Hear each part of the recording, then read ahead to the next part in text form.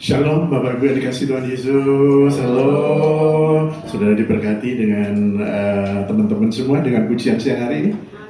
Melambaikan tangan beri kemuliaan untuk Tuhan kita Yesus Kristus. Bapak Ibu dikasih Tuhan, tetap sehat dan tetap semangat. Itu adalah selalu yang saya dengar dari teman-teman pelayan. Saya bersyukur, saya berterima kasih. Semakin hari kita selalu harus tetap melangkah. Apapun tantangannya, apapun situasi yang harus kita hadapi. Kita percaya, yang kebetulan pada hari Kamis kemarin saya mengunggah satu foto ya. Kebetulan juga Ibu Yeni kemarin menanggapi, di mana ini? Bapak Ibu sekalian, pada hari Kamis kami dengan beberapa teman pelayanan kami menghadiri untuk upgrade pelayanan ya di SGS ataupun di Sola Gracia Samping. Ada banyak hal yang di sana yang kita boleh bisa tangkap, terutama adalah satu pesan dari mentor saya, Bapak Pendeta Yotam Teddy Kusnandar, adalah tentang pertumbuhan gereja. Bagaimana seharusnya kita ini menumbuhkan atau bagaimana gereja itu bertumbuh? Satu hal bahwa pertumbuhan itu harus alami. Pertumbuhan gereja itu harus natural.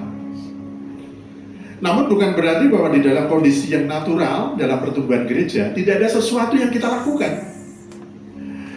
Harus ada yang kita siram, harus ada yang kita benahi, harus ada yang harus kita evaluasi.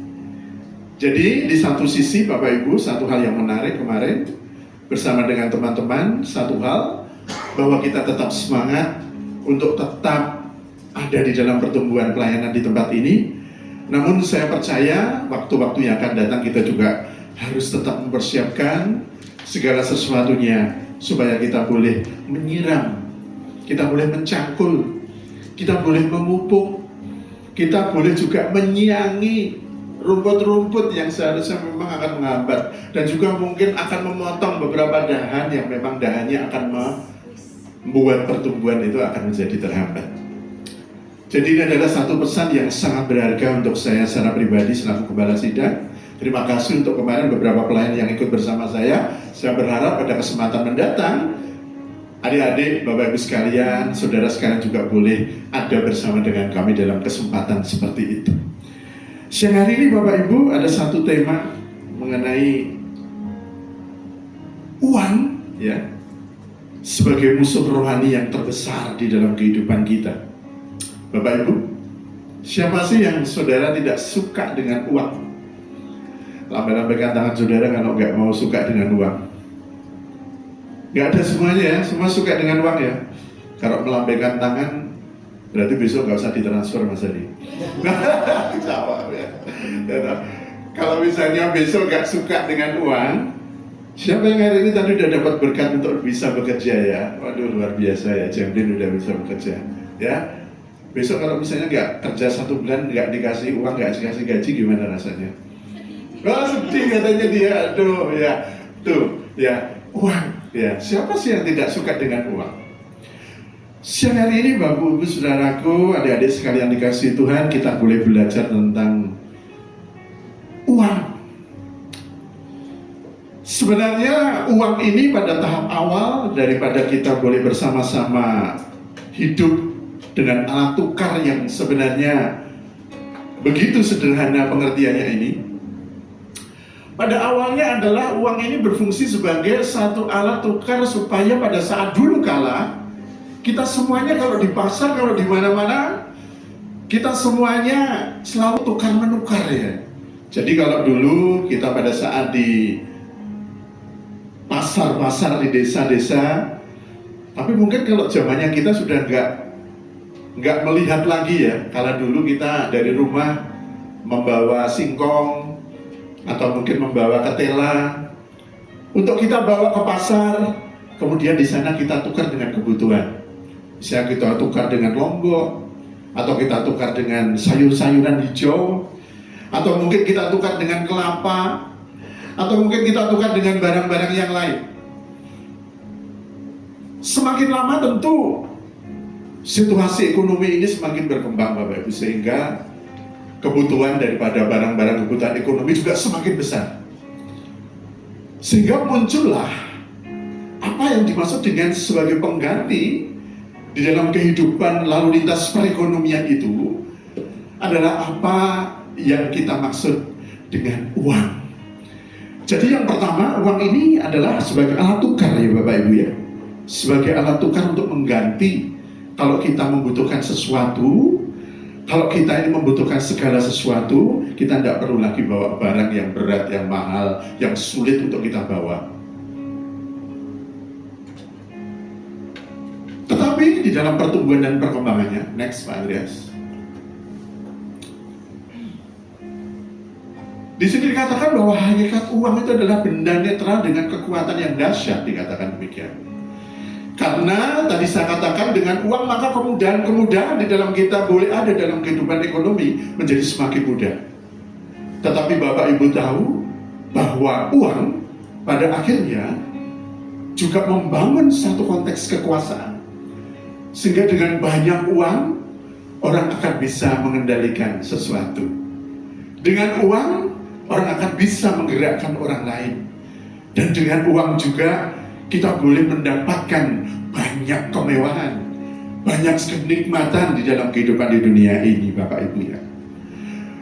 Uang sendiri sebenarnya berasal dari perkataan mamon Bapak Ibu ya. Berasal dari bahasa Arab yang artinya adalah mamona, yang secara umum berarti adalah kekayaan atau keuntungan. Dan di dalam pemakaiannya mengacu kepada harta atau uang Bapak Ibu. Pada pertumbuhan-pertumbuhan selanjutnya, keberadaan daripada uang ini akhirnya menjadi sesuatu yang begitu membuat kekacauan di dalam kehidupan di dunia. Kita bisa lihat Bapak Ibu, next. Di dalam Matius 6 ayat 24. Di sini dikatakan Bapak Ibu, kita buka di dalam Matius 6 ayat 24. Tak seorang pun dapat mengabdi kepada dua tuan. Karena jika demikian, ia akan membenci yang seorang dan mengasihi yang lain. Atau ia akan setia kepada yang seorang dan tidak mengindahkan yang lain. Kamu tidak dapat mengabdi kepada Allah dan kepada Mammon Bapak Ibu. Apa sih yang dimaksud dengan mengabdi kepada uang? Ada beberapa ciri Bapak Ibu ya, bagaimana kehidupan yang mengabdi dengan uang. Yang pertama adalah uang ini yang menjadi nomor satu dan menjadi tujuan dari hidup saya dan saudara. Uang adalah menjadi hal yang nomor satu dan yang menjadi tujuan dalam hidup kita. Kemudian yang kedua, uang menjadi sumber ketenangan dan kebahagiaan di dalam hidup kita. Jadi ini orang duit Bapak Ibu ya, hidup kita menjadi terasa tidak tenang. Dan sepertinya kita menjadi kebahagiaan itu menjadi begitu sesuatu yang menjadi tidak bahagia dalam kehidupan saya dan saudara. Yang ketiga adalah uang menjadi ukuran untuk menilai seseorang. Karena kalau seseorang ini banyak uang, tentu seseorang akan bisa membeli apapun Bapak Ibu ya. Kita bisa berpakaian dengan baik, mungkin lebih daripada teman-teman semua yang ada di sekitar kita. Atau kita boleh membeli barang-barang sesuatu yang boleh kita pakai. Mungkin kita bisa membeli kendaraan yang lebih daripada teman-teman yang lain. Atau kita boleh lebih mempunyai rumah yang lebih daripada teman-teman yang lain. Dan kalau kita ada dalam orientasi ini, maka benar-benar bahwa uang ini menjadi ukuran untuk menilai seseorang itu sukses atau tidak. Berikutnya adalah uang banyak menjadikan sukacita yang besar. Dan uang juga membuat sukacita kita dapat hilang kalau kita nggak punya uang. Uang dikejar walaupun dengan berbagai cara yang tidak benar. Dan uang menjadi tujuan utama yang melebihi daripada kebenaran. Dalam waktu akhir ini Bapak Ibu Saudara, kita menjadi terkaget-kaget ya. Pada saat kita mendengar kabar di media mengenai korupsi yang terjadi di Pertamina, Bapak Ibu tahu berapa besar daripada nilai kerugian yang ditimbulkan oleh para pejabat-pejabat Pertamina, Bapak Ibu? Nah, ini kita boleh lihat ya. Ini kalau kita ada di sepak bola, kita biasanya ada klasemen liga. Kalau saudara yang suka bola, mungkin saudara juga senang nonton Liga 1 ya, Indonesia. Tetapi di sini ada satu anekdot Bapak Ibu ya, yaitu klasemen terupdate untuk Liga Korupsi di Indonesia. Dan ini Liga Korupsi di Indonesia. Coba Bapak Ibu kita lihat. Ini pada saat ini klasemen yang menempati urutan pertama adalah Pertamina ya. Ini kerugian negara berapa Bapak Ibu? 968,5 juta. Oh bukan ya? T, tahu nggak T Bu? Triliun. Terus itu seberapa ya triliunnya ya? Ya? Kalau diberikan maklor dan ciklor dapat berapa ya? Hah? Mau dapat sampai bapaknya katanya Bapak Ibu ya. Coba Bapak Ibu lihat. Ini Liga Korupsi Indonesia. Yang pertama adalah Pertamina. Kemudian yang kedua ditempati oleh PT Timah. Saudara tahu dengan perkara dari Harvey Muiz ya? Ya. Berapa kerugian negara? 300 triliun. Coba bayangin Bapak Ibu, 968,5 triliun. Itu seberapa uangnya? Yang ketiga adalah korupsi BLBI, 138 triliun. Kemudian ada kasus Duta Palma yang di Sumatera Barat. Ini kerugian negara mencapai 78 triliun. Kemudian PTT BPI 37 triliun. Kemudian di posisi yang keenam ada PT Asabri ya Bapak Ibu ya. Ada PT Asabri. Kerugiannya berapa? 22 triliun. Kemudian yang ketujuh adalah PT Jiwasraya. Kerugian negara 17 triliun. Urutan yang keempat di dalam Liga Korupsi dinempati oleh Kemensos. Kerugian juga 17 triliun. Yang kesembilan adalah perusahaan sawit CPO 12 triliun. Korupsi di Garuda Indonesia 9 triliun. Dan untuk BTS Kominfo 8 triliun. Dan yang 12 Bank Senturi dengan kerugian 9 triliun. Bapak Ibu, kabeh kok triliunan. Kui duitnya siapa? Uang siapa ya Tante ya? Kita bisa melihat sekarang kita mau cari uang saja susah ya Pak ya, Bapak Ibu ya. Kita bisa melihat saat ini banyak sekali kita melihat terasa sedih pada saat PT Sritek yang sudah 52 tahun mereka beroperasi, menghidupi berapa banyak jiwa ya, dan mereka pada 1 Maret kemarin mengumumkan karena mereka dinyatakan pilot oleh Pengadilan Niaga Semarang, sehingga mereka dengan terpaksa harus menghentikan 10.185 orang karyawan Bapak Ibu. Pertanyaannya Bapak Ibu, terus gue kalau semua pada tidak kerja, anak istrinya bagaimana Bapak Ibu ya? Hal yang lain yang terdampak terhadap kasus daripada penutupan PT Sritek adalah bagaimana ekonomi itu berdenyut, di mana di sekitar daripada pabrik di Sritek itu semuanya juga mereka ini mendapatkan keuntungan ekonomis dari masyarakat setempat. Sehingga Mbak Desi tahu di sana itu ya, mereka yang tidak ngerti kabar, mereka sempat berani untuk menyewa lahan. Itu untuk apa? Untuk parkir. Karena dari ribuan karyawan itu mereka berharap akan mendapatkan keuntungan dari parkir. Sehingga pada saat saya pernah bertemu nih seorang yang bernama Pak Bambang Rianto namanya. Saya kebetulan mengenal yang bersangkutan. Pada saat saya di Polres Soekarjo, saya bertemu dengan beliau. Dan beliau berbincang-bincang. Beliau dikatakan, wah pusing mas. Loh kenapa Pak D?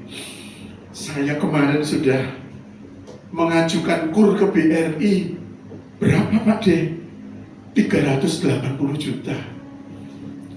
Terus untuk apa? Untuk sewa lahan.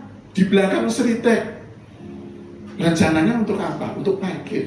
Sekaligus dia mau buka warung kecil-kecilan gitu. Dan tahukah Bapak Ibu, baru angsuran yang kedua. Breaknya tutup Bapak Ibu. Karyawannya pada tutup, pada pamitan semuanya. Hal seperti juga terjadi dengan warung-warung yang ada di sekitar.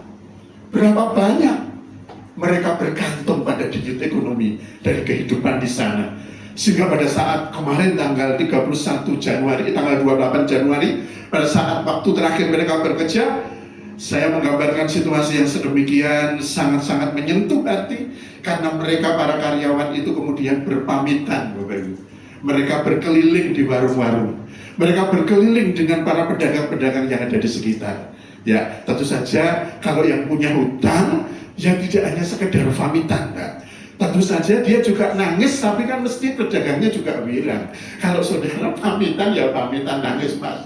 Nek opo, utangnya ya dilunasi, gitu. Soalnya apa? Habis ini kita nggak pernah bertemu lagi. Tangis-tangisan Bapak, jadi situasinya sedemikian parodi situasinya. Tapi apa sebenarnya? Ini adalah menggambarkan bagaimana kehidupan sekarang ini di Indonesia ini tidak sedang baik-baik saja. Untuk itu, siang hari ini Bapak Ibu, total sementara dikatakan 1.613,5 triliun. Itu dijumlah tadi sama Pak Andreas selaku Ketua PPATK. Totalnya 1.613,5 triliun Bapak Ibu. Nah kalau misalnya uang negara segitu banyak, kita ini diturai opo Bapak Ibu gitu ya. Aduh, luar biasa sekali Bapak Ibu. Next, ada banyak hal yang terkait dengan bagaimana, apakah hal yang sedemikian ini juga masuk kepada hamba-hamba Tuhan. Hamba-hamba Tuhan, kira-kira pernah ada yang saudara menyatakan pernah ada masalah tidak dengan keuangan? Banyak ya Bapak Ibu ya. Saya mendisklaimer, ini bukan di mana-mana ya, tapi ini adalah sesuatu anekdot yang luar biasa. Bagaimana dikatakan Bapak Ibu ya, ini hal yang sensitif memang ya. Ini dikatakan ada Pak Pendetanya ini, untuk saja saya perutnya tidak seperti itu Bapak Ibu ya. Dan saya berharap sampai kapanpun juga tidak akan seperti itu. Kemudian dikatakan di sini jemaat, maaf kata bukan mewakili saudara-saudara. Saudara katakan disengatakan uang persembahanmu dari 10% penghasilanmu setahun sudah diterima Tuhan Yesus. Dan tetaplah percaya Yesus itu Tuhan. Coba katakan di sini jemaatnya, Bapak Ibu ya. Ini dimiskinkan dikatakan. Baik Pak Pendeta, ya banyak dikatakan. Yang penting dosaku sudah ada yang menebusnya. Dan aku akan masuk surga melihat Tuhan Yesus duduk di sebelah kanan Tuhan Bapa. Bapak Ibu, ini adalah bukan satu hal untuk menyindir ya siapapun. Tetapi mungkin tentang persepuluhan ini menjadi sesuatu yang sensitif. Tetapi saya punya pandangan ya, untuk supaya di dalam jemaat ini kita juga punya pandangan bagaimana sih yang dimaksud dengan perpuluhan itu. Di dalam gereja kita, karena kita ada di dalam gereja Bethel Injil sepenuh, tentu GBIS ini yang ada membawa kita, mempunyai pengajaran untuk kita. Namun secara pribadi, bahwa GBIS memberikan otonomisasi kepada gereja, setiap gereja di bawah dia untuk mempunyai bentuk-bentuk pengajaran sendiri, tentu saja adalah bentuk-bentuk pengajaran dalam pandangan yang tidak bertentangan dengan Alkitab. Pertanyaannya adalah bagaimana pandangan kita ataupun pandangan saya sebagai gembala di sini tentang persepuluhan. Ya, maaf ini mungkin sesuatu yang sensitif ya tentang keuangan Bapak Ibu ya. Nah, saya punya pandangan begini. Kalau kita bicara persepuluhan, maka sesungguhnya persepuluhan itu ada baik di dalam perjanjian lama maupun perjanjian baru. Coba kita tengok di dalam Perjanjian Lama, bagaimana di dalam Kejadian 14, saudara pernah mendengar cerita dan kisah pada saat Abraham dalam masa-masa dia menuju ke tanah Kanaan dengan membawa keluarganya, dan Tuhan memberkati dia dengan kekayaan yang sangat banyak, sehingga dia meskipun bukan seorang raja, tetapi dia sampai memiliki banyak orang sebagai pengawal, sebagai tentara pribadinya. Dan saudara tahu bahwa begitu banyak orang yang tenar nama Abraham ini mempunyai banyak harta, sehingga pada saat itu dia perlu dengan pengawalan. Saudara tahu, ada seorang raja bernyamun yang bernama Kedorlaomer. Dia ini mempunyai anak buah yang cukup banyak pada saat itu, Bapak Ibu. Dan sebagai seorang perampok, dia mempunyai anak buah lebih daripada 1.500 orang. Tetapi apa yang terjadi dengan Abraham? Abraham sendiri yang hanya punya 300 seorang pengawal. Tetapi pada saat dia boleh bertarung dengan Kedorlaomer, maka Tuhan memberikan kemenangan yang gilang gemilang, memberikan kemenangan yang luar biasa, sehingga 300 tentara Abraham ini berhasil mengalahkan 1.500 lebih pasukan dari raja perampok yang bernama Kedorlaomer. Terus apa yang terjadi setelah dia melakukan satu keberhasilan yang dari Tuhan ini? Saudara pernah tahu nama Melkisedek? Melkisedek adalah seorang yang dikatakan di dalam riwayatnya tidak berayah dan juga tidak tahu bagaimana dia punya silsilah. Tetapi pada saat itu dia adalah orang yang sangat terkenal sebagai seorang imam agung, meskipun dia bukan berasal dari suku Lewi. Apa yang dikatakan Abraham pada saat itu?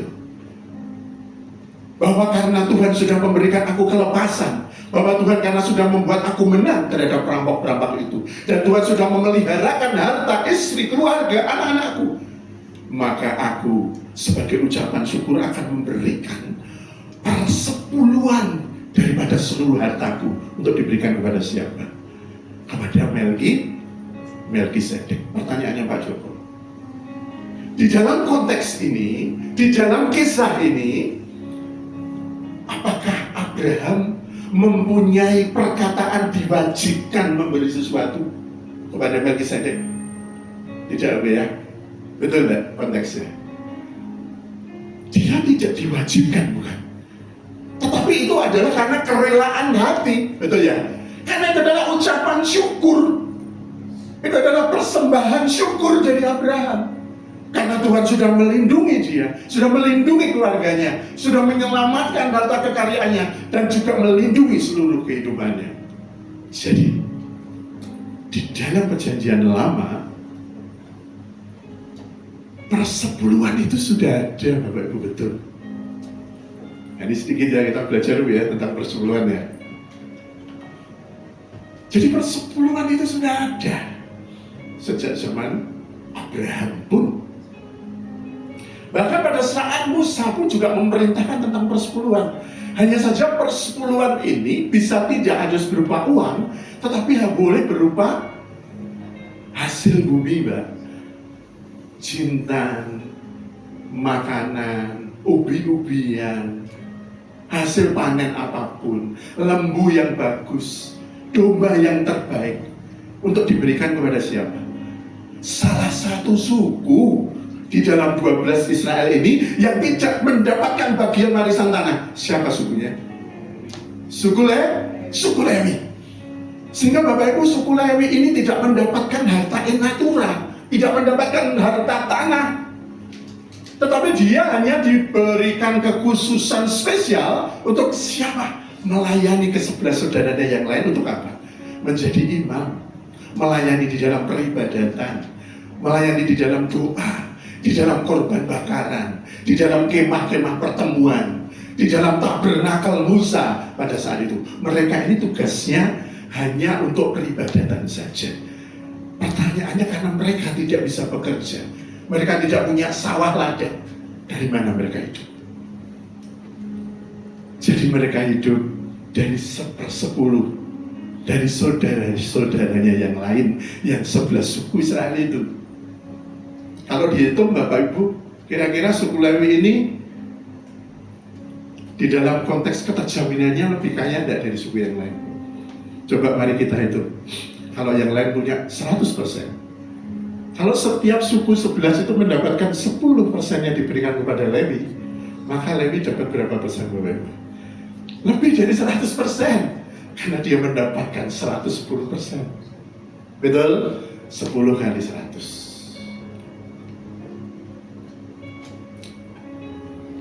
Ini adalah konteks yang terjadi di dalam perjanjian lama. Pertanyaannya adalah, ada beberapa kita yang menyatakan bahwa sesudah perjanjian baru, sesudah Tuhan Yesus sudah membereskan semuanya, karena Tuhan Yesus datang itu untuk membuat segala sesuatunya tergenapi, maka pada saat Tuhan mati di kayu salib, maka semuanya sudah selesai. Tidak ada lagi kewajiban terkait dengan persepuluhan, persembahan, dan ritual apapun yang terjadi di perjanjian lama. Apakah benar demikian, Bapak Ibu Saudara? Kita coba tampilkan di dalam Matius 23 ayat 23, Pak Andreas. Apa yang Tuhan Yesus katakan? Supaya saudara menjadi tahu bagaimana sesungguhnya yang terjadi terkait dengan hal tersebut. Ini Bapak Ibu ya. Matius 23 ayatnya yang ke-23. Saudara yang ada Alkitab silahkan dibuka. Matius 23 ayatnya yang ke-23. Supaya kita boleh belajar ya. Ini Bapak Ibu ya, kita baca bersama-sama ya. 3, 2, 1. Celakalah kamu, hai ahli-ahli Taurat dan orang-orang Farisi, ya. Hai kamu orang-orang munafik. Apa dikatakan? Sebab persepuluhan dari selasih, adas manis dan jintan kamu bayar, tetapi yang terpenting dalam hukum Taurat kamu abaikan, yaitu apa? Keadilan dan belas kasihan dan kesetiaan. Yang satu harus dilakukan dan yang lain, pertanyaan saya di kalimat firman Tuhan yang terakhir, adakah Tuhan Yesus meniadakan persepuluhan, Bapak Ibu? Pada saat itu ada orang Farisi, pada saat Tuhan Yesus di perjanjian baru. Jadi dalam konteks Matius 23 dikatakan bahwa orang-orang itu masih memberikan persepuluhan.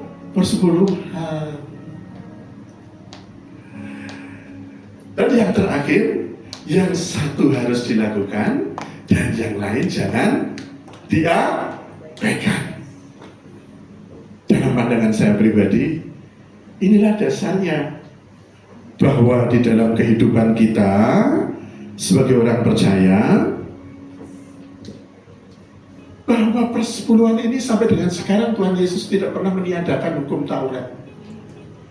Karena dikatakan bahwa Yesus datang bukan untuk menghancurkan, tetapi Yesus datang untuk menggenapi, menyempurnakan. Ya kalau dulu orang itu diuji ketaatannya hanya memberikan 10% saja, kira-kira seperti apa?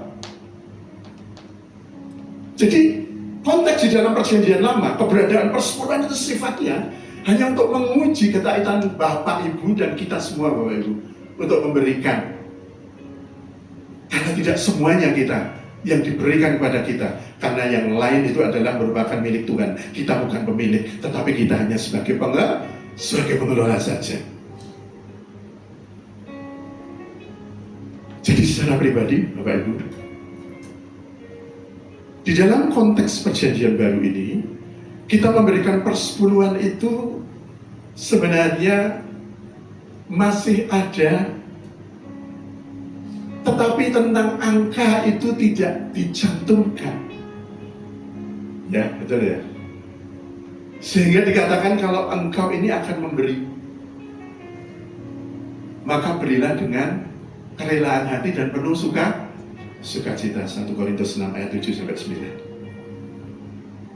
Jadi biarpun kamu itu mau berikan 1%, kalau kamu cemberut, Tuhan juga nggak berkenan, Bapak Ibu. Kau berikan 90% pun juga nggak akan berkenan kalau engkau tidak memberikan dengan sukacita dan kerelaan hati. Sebab sesungguhnya di dalam era perjanjian baru, untuk saudara dan saya sekarang, Tuhan menghendaki sebenarnya di dalam Roma 12 ayat 1 itu, Tuhan menghendaki ibadah sejati kita adalah memberikan seluruh tubuh kita sebagai satu persembahan yang hidup. Artinya apa? Jangankan 1%, 10%, 20%, 30%, 40%, 50%, 60%. Tuhan menginginkan seluruh hidupmu sebenarnya. Seluruh hidup saudara dan saya. Tidak tersisa Tuhan. Inilah yang dimaksud bahwa Yesus menyempurnakan, menggenapi. Kalau dulu orang hanya diuji ketaatannya hanya dengan 10% saja, maka sesungguhnya sekarang ini Tuhan menggenapi seluruh hidup untuk Tuhan. Jadi dalam pandangan saya pribadi di gereja ini, Bapak Ibu, terkait dengan persepuluhan, sekarang pun masih berlaku. Sebagai apa? Sebagai parameter, sebagai satu ukuran kecintaanmu kepada Tuhan. Sebagai ukuran bagaimana ketaatanmu kepada Tuhan. Dan Tuhan katakan tidak ada angka yang 10%, 20%, 30%, tidak ada. Karena kalau engkau misalnya ditantang sama Tuhan, Tuhan ingin seluruhnya hidupmu menjadi miliknya. Satu hal yang menjadi kata kunci. 1 Korintus 6 ayat 7-9. Roma 12 ayat 1. Karena itu saudara-saudara, demi kemurahan Allah, aku menasihatkan kamu supaya kamu mempersembahkan tubuhmu sebagai persembahan yang hidup, yang kudus, dan yang berkenan kepada Allah. Itu adalah ibadahmu yang sejati. Jadi kalau saudara dalam hal ini, dalam sikap gereja, berikanlah persembahanmu dengan sukacita dan kerelaan hati. Inilah kuncinya, Bapak Ibu. Jangan dengan bersungut-sungut. Karena sesungguhnya apa yang telah Tuhan berikan di dalam kehidupan saya dan saudara, itu semuanya adalah merupakan sesuatu yang Tuhan percayakan untuk saya dan saudara.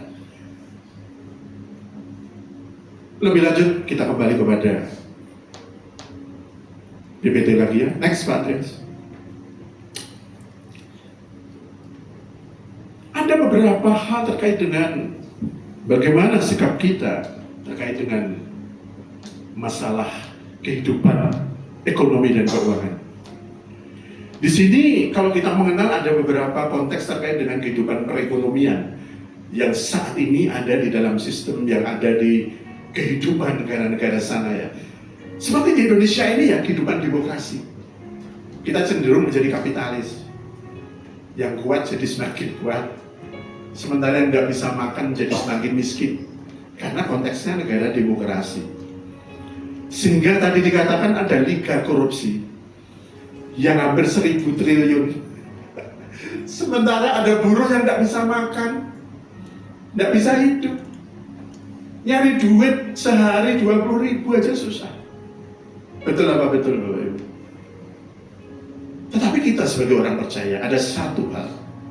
Kalau kehidupan di dalam negara demokrasi timbul kapitalis, negara komunis pun juga hancur dengan tata ekonominya. Kemudian negara-negara persemakmuran atau Commonwealth juga hancur juga karena banyak hal, ya. Tetapi kita sebagai orang percaya, kita mendapatkan satu hal, rumus mengenai bagaimana seharusnya kita hidup di dalam konteks ekonomi kerajaan Allah. Jadi konteksnya terbalik, Bapak Ibu ya. Terbaliknya bagaimana? Matius 6 ayat 33 dikatakan demikian. Carilah dahulu kerajaan Allah dan kebenarannya, maka semuanya itu akan ditambahkan kepadamu. Ada 3 hal, Bapak Ibu. Carilah dahulu kerajaan Allah. Yang kedua, dan kebenarannya. Maka yang ketiga adalah, maka semuanya akan ditambahkan kepadamu.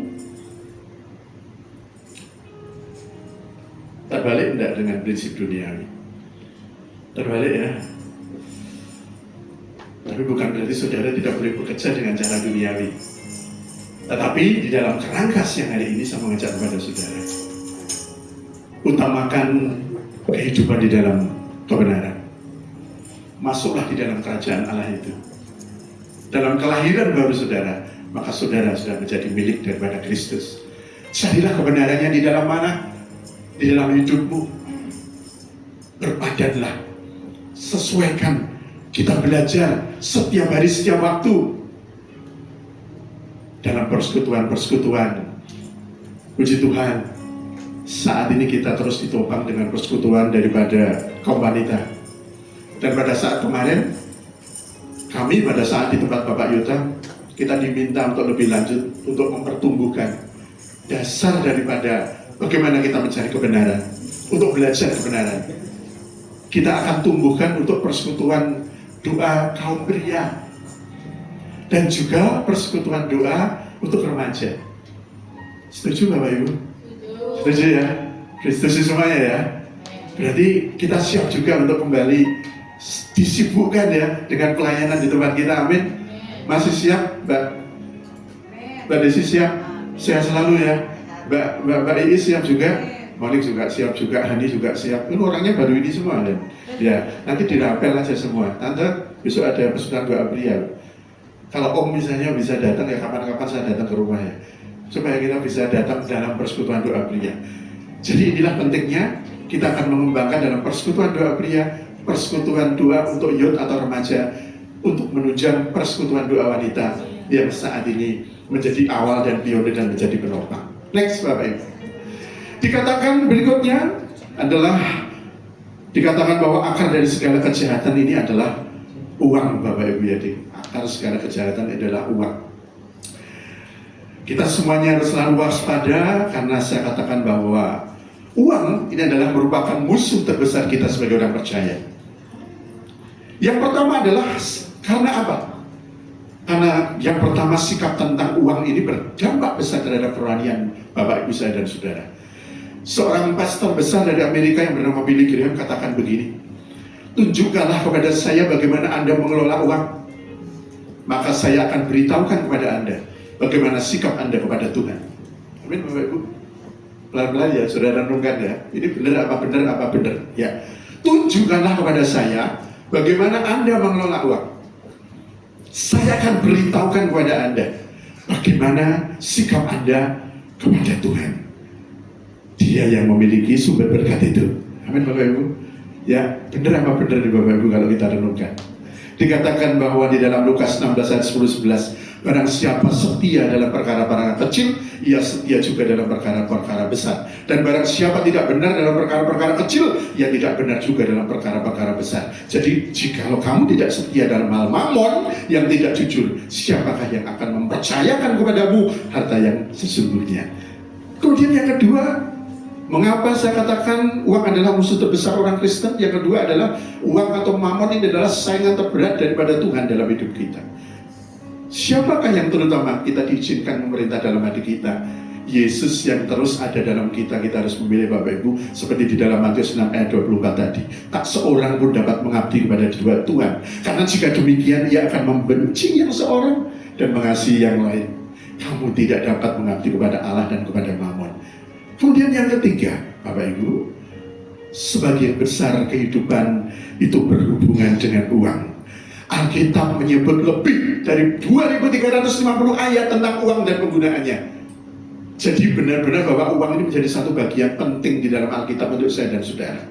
Kemudian yang keempat adalah daya tarik dunia ini sangat kuat sekali ya. Daya tarik dunia sangat kuat ini ialah menyangkut keinginan daging, keinginan mata dan keangkuhan hidup, sehingga semuanya menjurus ke arah hedonisme. Bapak Ibu, siang hari ini bagaimana sih sikap yang benar untuk mensikapi tentang keberadaan daripada keuangan ini Bapak Ibu? Ada beberapa hal yang saya kemukakan dan patut saudara renungkan bersama. Sikap yang benar tentang uang, yang pertama adalah bahwa uang itu adalah hanya titipan dari Tuhan. Amin. Siapa yang setuju? Betul ya? Bukan titipan daripada Simbah ya Mbak? Bukan. Bukan titipan daripada BCA ya, Mam ya? Bukan ya? Bukan titipan dari Pak E dan Pak E juga bukan. Tetapi dikatakan bahwa uang adalah titipan dari Tuhan.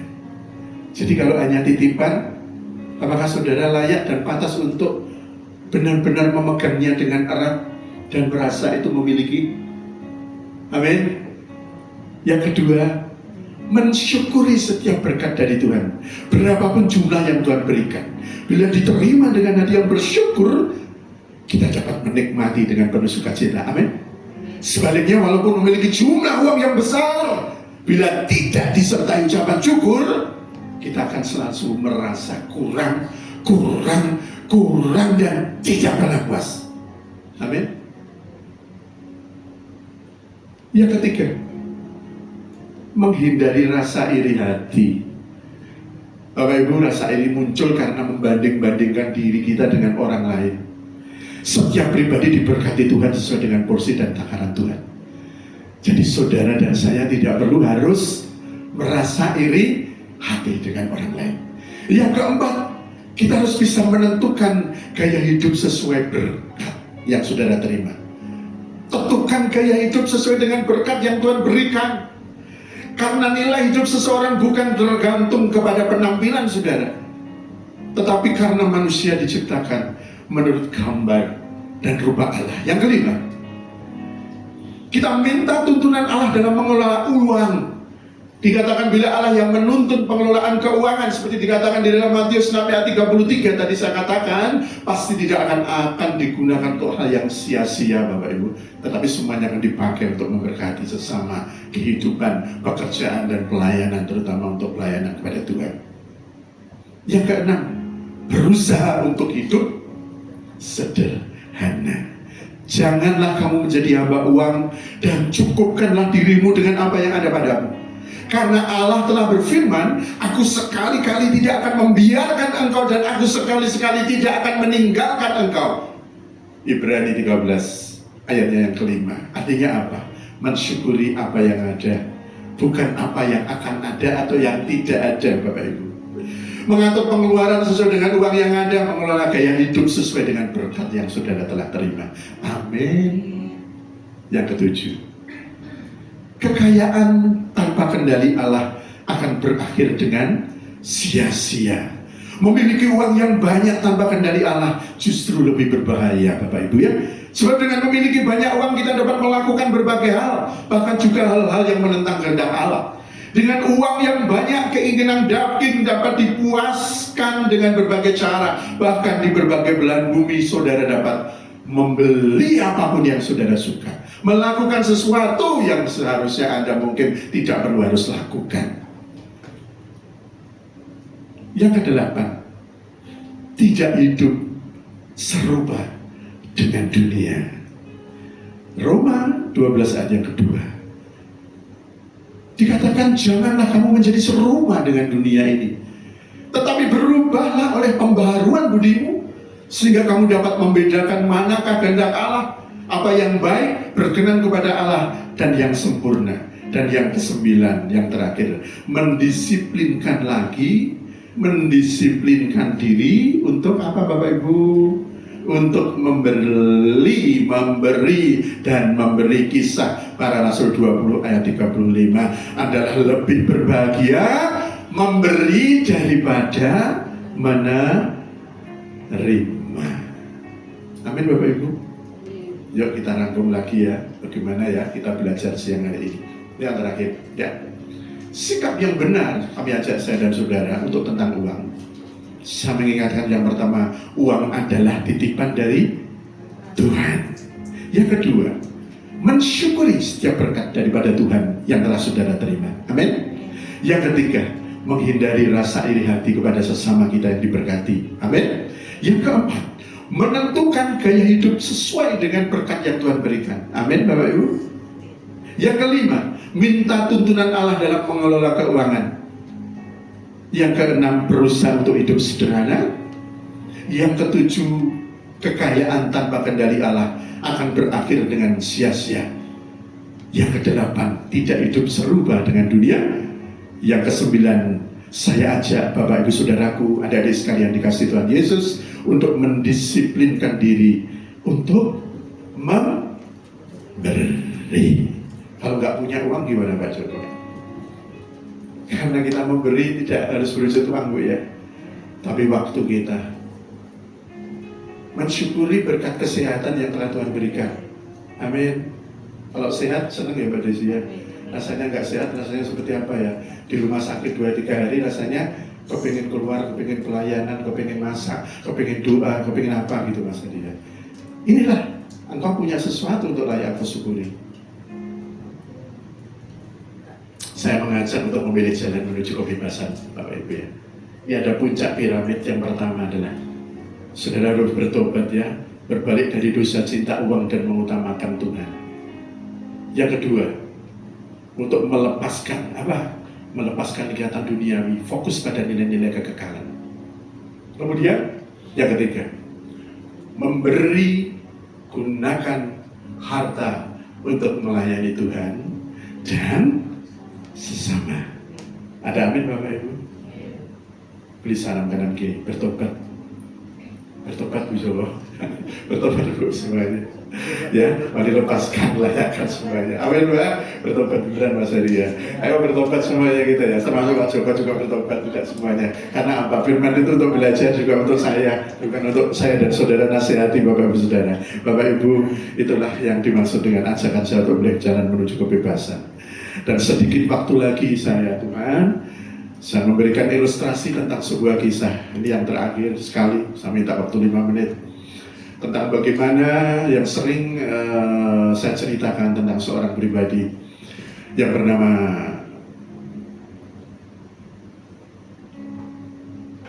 John Davidson Rockefeller. Pernah dengar nama itu ya, selalu saya dengungkan.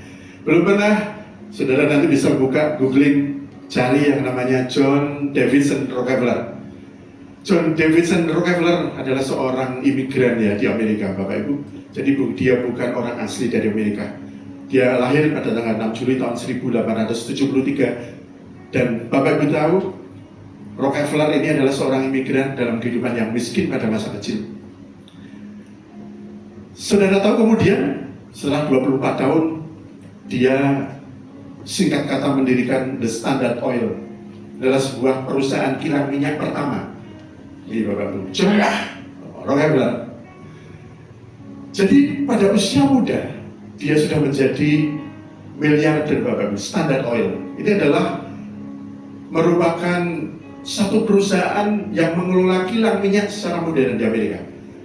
Dan atas pemikiran, kreativitas dan kejeniusan daripada John Davidson Rockefeller, maka dia ini akhirnya menjadi seorang miliarder. Sampai pada usia 53 tahun Bapak Ibu, dia ini dicatat oleh sejarah tentang seorang pengusaha sukses di Amerika. Maka pada tahun 1890-an itu dia sudah mempunyai harta 1 juta US dollar. Dan dia dengan angka segitu pada tahun itu, dia telah menjadi salah satu orang yang terkaya di Amerika bahkan di dunia. Apa yang terjadi dalam kehidupannya? Bapak Ibu, sampai usia 53 tahun, sejak 24 tahun dia sukses. Kekayaannya, uangnya sudah tidak terhitung. Dari seorang anak imigran yang susah untuk makan, dengan penghasilan 1-2 dolar sehari dia, tapi dia diberkati Tuhan. Jadi ini katakan 1 juta US dollar, sehingga kekayaan Rockefeller sampai dia meninggal tahun 1913 tercatat mencapai 336 juta US dollar. Ya, ini kalau dicatat lebih daripada korupsinya Pertamina Bapak Ibu. Apa yang terjadi pada usia 53 tahun? Dari usia 24 sampai 53 tahun dia katakan, salah seorang penulis biografinya mengatakan bahwa Bapak Rockefeller itu orang yang sangat bijaksana Bapak Ibu, dalam seluruh aspek. Tapi orang dekatnya ini bilang hanya satu hal yang membuat dia nggak bijaksana. Soal apa Pak? Soal masalah keuangan Pak. Jadi semua orangnya baik hati. Wah, soal pekerjaan dia jenius, soal urusan sosial dia jenius, soal pelayanan dia juga oke, misalnya gitu ya. Tapi kalau satu soal keuangan, Dikatakan bahwa John D. Eifler ini sejak 24 tahun dia ini bekerja siang malam pagi siang, yang di benaknya di otaknya kalau tidur itu cuma uang, dan dia setiap malam nggak bisa tidur karena dia memikirkan dan dia tidak mau untuk dia kalah bersaing dengan semua usaha pengusaha lain. Dia tidak mau keuangannya itu akan bisa pergi begitu saja dari genggaman dia. Sehingga setiap malam dia tuh kalau nggak bisa tidur, kalau ditanya apa, mikirin besok itu juga nggak mau saya kalau tender saya diambil sama si A, si B, si C, Bapak Ibu. Dan mungkin inilah yang terjadi karena dia otaknya setiap hari ini memikirkan kerja, uang, sampai kemudian usia 53 tahun dia mengalami satu kondisi sakit yang aneh. Kalau itu aneh Bapak Ibu, namanya apa? Opolesia. Apa itu? Ada gangguan pencernaan yang membuat akhirnya Mas, ini rambut ini semuanya tuh bisa rontok-rontok. Mungkin salah seorang hamba Tuhan di Solo pernah terjadi ya cerita seperti ini Pak Andres ya. Jadi dia rontok Pak Andres. Ini alisnya rontok, kumisnya juga. Ya jadi semuanya itu mengalami kerontokan. Kemudian tubuhnya ini nggak bisa mencerna makanan. Jadi dia dikatakan, pembantunya juga katakan bahwa John D. Eifler saat umur 33 tahun dia ini tidur seperti seorang mumi katanya. Karena apa? Tinggal kuring kerontang. Saudara tahu, pada saat 53 tahun dia terbaring seperti mumi. Penghasilan dia 100.000 US dollar satu minggu saat itu. Penghasilan dia 100.000 US dollar. Tetapi saudara tahu, dalam satu minggu dia hanya bisa makan susu yang diasamkan, sama ya roti, tapi rotinya itu harus diolah khusus. Jadi Mbak Is, dia ini dalam satu minggu itu dengan penghasilan 100.000 US dollar satu minggu, dia hanya bisa makan dengan biaya 2 US dollar saja dalam satu minggu. 2 US dollar hanya berapa Bapak Ibu? 32.000 rupiah kalau sekarang. Itu dipakai untuk makan satu minggu. Jadi satu minggu itu dia hanya konsumsi 32.000. Padahal penghasilannya 100.000 US dollar minim satu minggu. Jadi nggak bisa beli capcay, nggak bisa Pak. Ya tahu. Beli capcay apalagi yang di mana yang banyak itu ada. Kalau kita beli banyak di mana di daerah dekatnya mana itu Stabilan itu ya. Siapa? Mana itu? Blenger ya, kalau di Blenger ya harganya berapa Mas? Satu porsi bisa 50.000 ya. Nah, banyak sekali kalau kita beli 2 porsi atau 2 poin atau 2 makanan itu udah 150.000 Ini duitnya banyak tapi nggak bisa makan. Karena dia hanya bisa mengkonsumsi makanan yang seharga 2 US dollar. Akhirnya pada suatu kesempatan seorang temannya yang juga seorang hamba Tuhan dan kebetulan dia seorang dokter, dia menyarankan beberapa hal dalam hidupnya. Oh iya, secara medis pada usia 53 tahun John Davidson Eifler divonis hanya mempunyai usia paling banter itu 3 tahun lagi. Jadi kalau 53 paling dia 56 tahun itu sudah dipanggil Tuhan. Tidak kuat lagi secara fisik fisiologis menurut dokter. Sampai pada akhirnya dia bertemu dengan kawannya, teman karibnya, dokter pribadinya, seorang anak Tuhan, dan dia mau untuk diajak berdoa Bapak Ibu. Dia akhirnya kembali untuk mendengarkan kembali tentang kebenaran firman Tuhan, dan tadi dikatakan dia mulai mengerti tentang bagaimana seharusnya dia hidup. Kemudian dokter menyarankan beberapa konsep untuk beristirahat yang baik, berdoa, membaca firman, kemudian dan yang terpenting adalah apa? Memikirkan sesuatu tidak hanya untuk diri dan uang, tetapi juga untuk orang lain dan sesama. John Davidson Eifler menangis setelah dia 3 bulan dirawat oleh dokter yang dia kasih ini. Dan pada akhirnya yang terjadi apa Bapak Ibu? Dia mengalami revolusi di dalam kehidupannya dan pandangannya dia tentang keuangan.